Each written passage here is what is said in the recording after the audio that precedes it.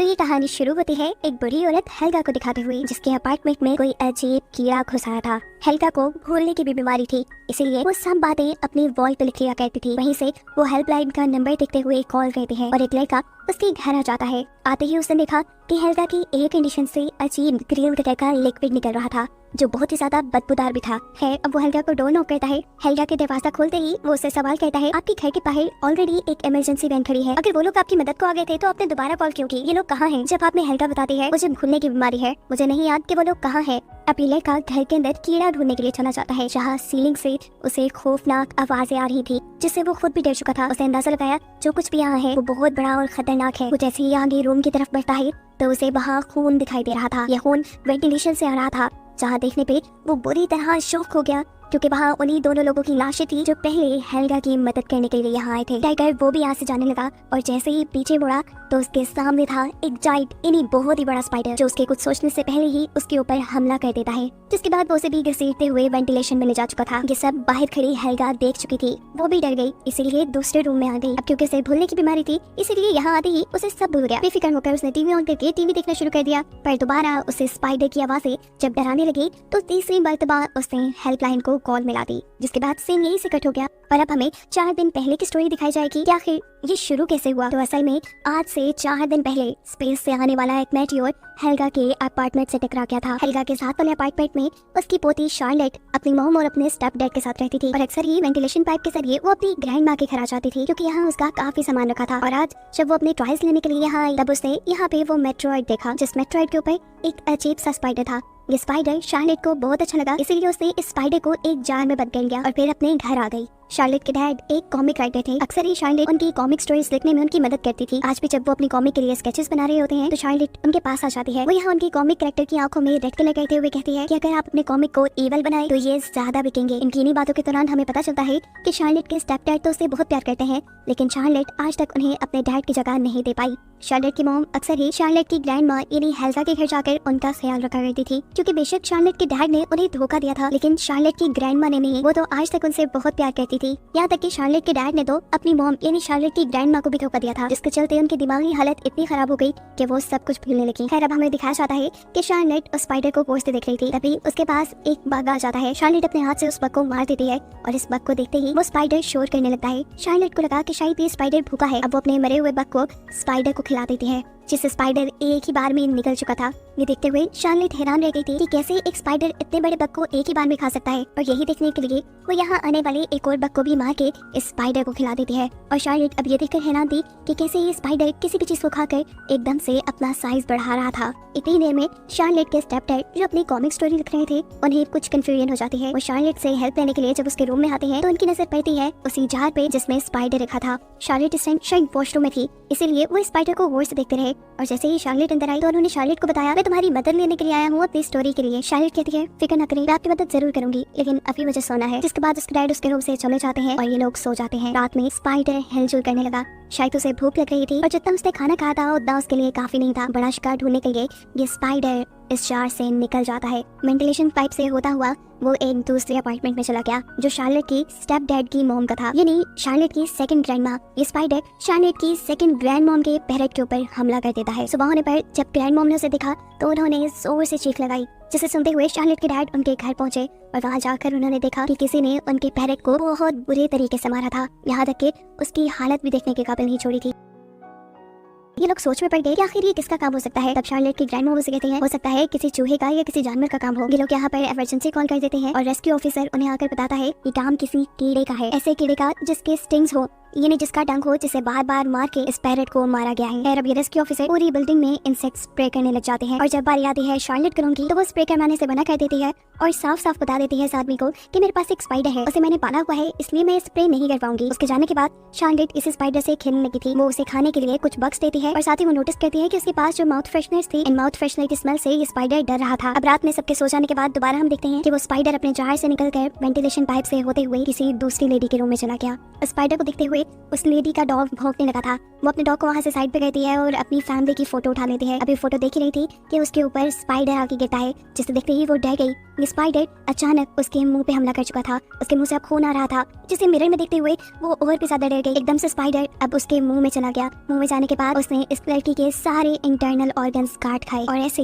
वो मर गई। सुबह होने पर हम देखते हैं कि शार्लेट अपने मॉम से अपने नेबर्स के घर जाने की परमिशन ले रही थी, क्योंकि इनके घर के पास एक ऐसा आदमी रहता था जो एनिमल्स पे रिसर्च करता था। शार्लेट उसे अपना स्पाइडर दिखाती है और कहती है कि मुझे इसके बारे में कुछ इन्फॉर्मेशन चाहिए। स्पाइडर को देखते हुए यह आदमी शार्लेट से कहता है, शार्लेट मुझे लगता है ये कोई स्पाइडर नहीं है, ये कोई और ही चीज है, क्योंकि स्पाइडर को इतना बड़ा होने में बहुत सारा टाइम लग जाता है और ये तो घंटों में अपना साइज बढ़ा रहा है। वो शार्लेट से कहता है कि मैं इस इंसेक्ट के ऊपर रिसर्च करना चाहता हूँ, क्या तुम मुझे ये दो? कि शार्लेट उसे अपना स्पाइडर दे गई और उस पर रिसर्च करने के बाद उसे पता चला कि ये एक इंतहाई खतरनाक किस्म का स्पाइडर था जो किसी इंसान तक को मार सकता था। शार्लेट अपने घर आ चुकी थी, जहाँ पर उसके मॉम और डैड बातें कर रहे थे। अचानक उन्हें वेंटिलेशन में से किसी की आवाज आई। वो देखते हैं कि वहाँ पर उसी लेडी का डॉग है जो उनके घर के साथ रहती है। शार्लेट के डैड इस डॉग को उठाकर उस लेडी को घर पे वापस देने के लिए जाते हैं, लेकिन बहुत बार नॉक करने पे भी जब वो लेडी दरवाजा नहीं खोलती तो शार्लेट के डैड को इमरजेंसी की से वो डोर खोलना पड़ता है। वो डॉग को अंदर भेज देता है, लेकिन अंदर जाते ही डॉग जोर जोर से भौंकने लगा। वहाँ खून के निशान भी थे, जो देखकर शार्लेट के डैड भी डर गए। वो अंदर जाकर देखते हैं तो वहाँ उन्हें उस लेडी की लाश मिलती है,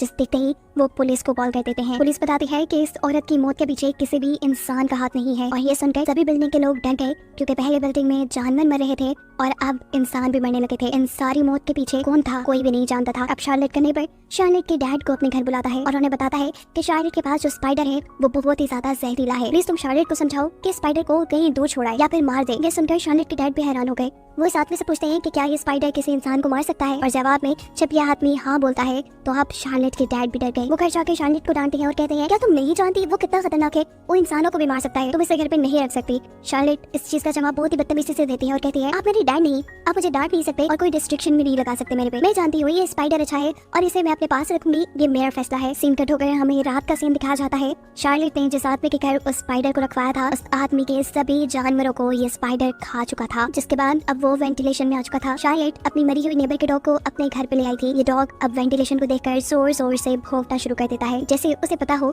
कि इस वेंटिलेशन में कोई खतरा है। सीन कट होकर हमें शार्लेट की सेकंड ग्रैंड मॉम का घर दिखाया जाता है, जहाँ उन्हें अपनी बिल्ली नहीं मिल रही। वो उसे बहुत ढूंढती हैं और अचानक उन्हें अपनी बिल्ली की आवाज वेंटिलेशन में से आती है। वो वेंटिलेशन में जब उसे लेने के लिए गई तो यहाँ मौजूद बग अचानक ही उनके ऊपर हमला कर देता है। वो उन्हें बुरी तरह जख्मी कर चुका था कि अब वो लेडी किसी को मदद के लिए आवाज भी नहीं दे पा रही थी। ये समझने कि वो अपनी आखिरी सांसें गिनने लगी। या शार्लेट के घर पे शार्लेट के मॉम डैड दोनों ही लड़ रहे थे। शार्लेट को ये चीजें बिल्कुल पसंद नहीं थी, इसलिए वो अपने भाई को वहाँ से उठाती है और अपने रूम में ले जाती है। साथ ही साथ उसने अपने कानों पे हेडफोन भी लगा लिए ताकि वो अपने मॉम डैड की लड़ाई न सुन सके। यहाँ इनकी लड़ाई के दौरान ही वेंटिलेशन पाइप से वो बड़ा हुआ स्पाइडर अब इनके रूम में आ चुका था, जो शार्लेट के मॉम और डैड दोनों के ऊपर ही हमला कर लेता है। यहाँ शार्लेट जो अपने कमरे में थी, उसे जब काफी देर तक अपने मॉम डैड की कोई आवाज नहीं आई तो वो चेक करने के लिए बाहर गई। बाहर उसे अपने मॉम डैड नहीं मिले, बल्कि उनकी जगह मिला बहुत सारा खून, जिसे देखते हुए वो समझ गई कि सारा काम उसके स्पाइडर का है। उसे समझ आ गई कि अगर उसे अपने मॉम डैड को बचाना है तो उसे उस स्पाइडर को मारना पड़ेगा। ये बात वो पहले से ही जानती थी कि माउथ फ्रेशनर टैबलेट से वो स्पाइडर डरता था और इन्हीं का यूज करते हुए वो अब उस स्पाइडर को मारने का प्लान करती है। और इससे पहले कि अभी वो ऐसा कुछ कर पाती, स्पाइडर उसकी आंखों के सामने उसके भाई को, उस छोटे से बच्चे को भी उठा कर ले जाता है। अब अपनी पूरी फैमिली को बचाने के लिए शार्लेट बहुत से माउथ फ्रेशनर टैबलेट्स को पानी में मिक्स करते हुए उन्हें अपनी वाटर गन में फिल कर लेती है, जिसके बाद वो वेंटिलेशन में चली जाती है, क्योंकि उसे पता था कि सभी को इस स्पाइडर ने वेंटिलेशन में जाके मारा है। यहाँ वेंटिलेशन के अंदर जैसे ही शार्लेट के डैड की आंखें खुली तो उसने अपने आप को अजीब से वेब में बंधा पाया। उसके सामने उसकी मॉम भी थी, उसका बेटा और वाइफ भी, ये सब के सब वेब में बंधे थे, जो वेब इनके डेड स्पाइडर ने बनाया था। शार्लेट के डैड अपनी मॉम को बचाने की कोशिश करते हैं, लेकिन तभी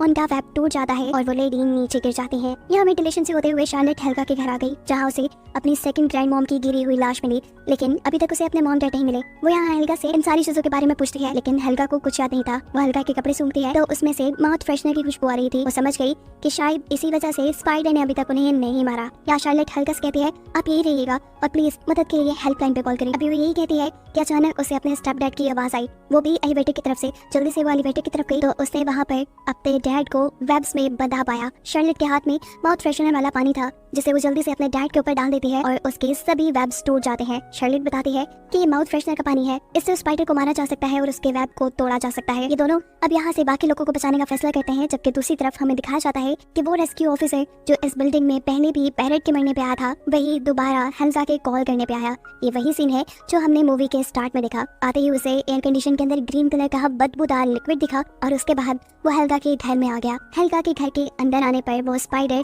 इस रेस्क्यू ऑफिसर के ऊपर हमला कर देता है, जिसकी चीखें सुनते हुए यहाँ पर शार्लेट और उसके डैड आ जाते हैं। ये दोनों भी स्पाइडर के हमले से बहुत ज्यादा जख्मी थे।